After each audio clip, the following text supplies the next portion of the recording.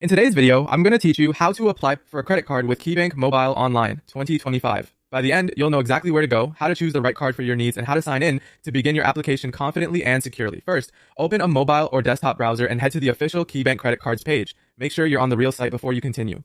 Look for the lock icon in your address bar and check that the web address is spelled correctly.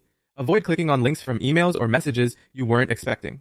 If you're on mobile, a modern browser works great, and a stable internet connection will make everything load smoothly. Take a moment to close other tabs or apps if your device feels slow. It helps the page and comparison tools run better. Once you're on the credit cards page, take your time selecting the card that best matches your financial habits.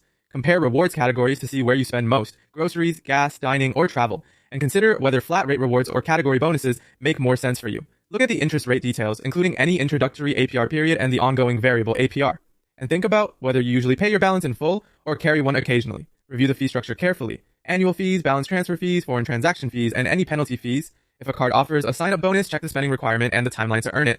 It's also helpful to scan the benefits page for features like fraud protection, travel insurance, or cell phone protection. Finally, open the pricing and terms and the card member agreement to understand the fine print. These documents clarify how rewards are earned and redeemed and what happens if you make a late payment. A few minutes here can save you surprises later. When you've identified the right fit, sign in to start the application. Use the secure sign-in option provided on the page and enter your existing online banking credentials only on the official sign-in form.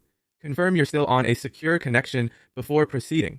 After you sign in, the site will guide you through the application flow. Move carefully through each screen, read any disclosures that appear, and make sure your information is accurate and up to date.